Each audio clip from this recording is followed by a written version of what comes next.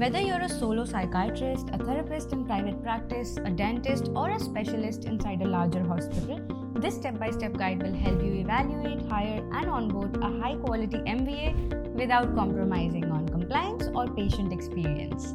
Let's get straight into it.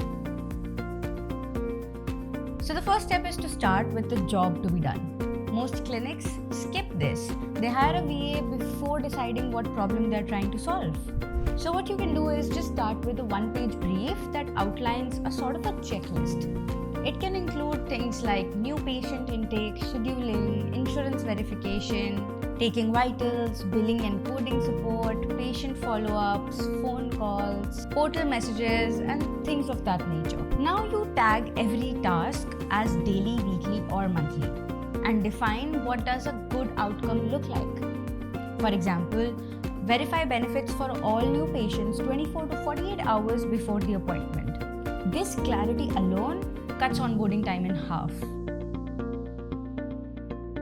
Next, list every tool your assistant needs to operate. Your EHR or EMR, your phone system, patient portal, eFax software, clearinghouse, billing platforms, etc. For each tool, note these three things: the exact name of the software, the access level you'll give to the assistant, a couple screenshots of the workflow they'll use most often. This ensures there are no surprises on day one. Next up is hours and coverage. Define your coverage needs clearly. Your time zone, required working hours, weekend or evening requirements, call volumes, peak times, rules for warm transfers, any bilingual needs for your patient population. A mismatch in these requirements is one of the biggest reasons MVAs fail. So get specific. Next is defining success metrics. Pick a small set of metrics you care about. MVAs perform best when the success is clear. For example, abandoned call rate, no-show rate, clean claim rate, days in AR, denial rate, portal response time. Set 30-day, 60-day, and 90-day targets. Everyone should know what good looks like. Next section is HIPAA and security requirements. If your MVA touches PHI, they are a business associate under HIPAA. No exceptions.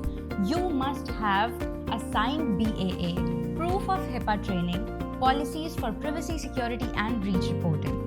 What you need to ask for is their standard BAA, their breach response plan, their security protocols, and then you need to cover security basics. Things like device ownership, full disk encryption, MFA, password wall, endpoint protection, audit logs, role-based access, fast access revocation, and if a vendor can't answer these questions clearly, walk away. Next section is SOPs and minimum necessary access. Good vendors will show you real SOPs for scheduling, eligibility checks, prior auths, claim submission, denial management, and under HIPAA's minimum necessary rule, they should only see what they need. Test a dummy chart before day one to confirm this. Next up is vendor question that reveal true readiness. These are the kind of questions you can ask your vendors. Will you sign my BAA? Show me an audit log from last week. How do you wipe a lost device? What's your incident response time? You're looking for specific answers, not vague, we're compliant statements. Next section is onshore versus nearshore versus offshore assistants. Onshore assistants are best cultural fits, easiest HIPAA compliance, but higher cost. Nearshore assistants, similar time zones, strong English, balanced cost. With offshore assistants, best cost savings, great for back office and scripted calls, and may need clarity on accent or holiday alignment. Always ask for call samples that match your patient base. Next section is experience. Here is what you need to look for to check the experience. Experience in your specialty, familiarity with your payer mix, comfort with your EHR or PM system, billing, coding exposure if that's the need of the job. And here are some things that you can ask them. Tell me about two practices like mine. What changed in their no-show rate, collections, or call handling? Real experience shows up in real stories. Next section is interview prompts that reveal skill. Don't ask generic questions, give them scenarios. For example, benefits verification for a new patient. Walk me through it. A prior auth was denied. What are your next 3 steps? Role play a scheduling call. You'll instantly see who knows their stuff. Next section is tool compatibility and setup. Here are the things that you need to test: caller ID, call quality, warm transfers, voicemail routing, recording retention, secure messaging workflows, EHR access and audit logs. The smoother your tech setup, the better your MVA will perform. Next section is what to measure. Start small, like patient experience, call answer time, abandon rates, CSAT, access and growth, same day availability, no-show rate, revenue cycle, clean claim rate, denials, days in AR, quality and compliance, documentation completeness, HIPAA audit finding. 2 tracked metrics done well will beat 20 metrics you'll never look at. Next section is pricing and contract tips. Here are the things that you should clarify with your vendor. What's included in the fee, holiday coverage plan, backup coverage plan, replacement timelines, ownership of SOPs, breach notification timeline, termination flexibility. Ask these now so you don't have to fight later.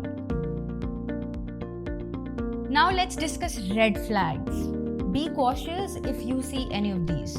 No BAA, no call samples, over-promising clinical tasks, only vanity metrics, high turnover without backups. If you see 2 or more of these, run. Now let's discuss where to find MVAs. Use your network, job boards or healthcare-specific MVA agencies like Visha that pre-screen for HIPAA compliance, US workflows and EHR familiarity. But even with a vetted vendor, run your own pilot. Now let's see the first 30-day onboarding plan for your MVA.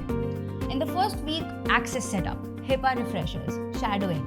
In the second week, low complexity live work. In the third week, add a higher complexity layer. In the fourth week, move towards steady state. Finalize SOPs, set monthly reviews. This structure will prevent overwhelm and accelerate competence. If you follow this framework, you will protect patient data, increase access, reduce denials, and actually improve your cash flow in the first 1 or 2 months. And more importantly, your patients will also get the service they deserve. If you want more resources like these, hit like and subscribe to our channel and drop a comment telling me what topic you want to see next.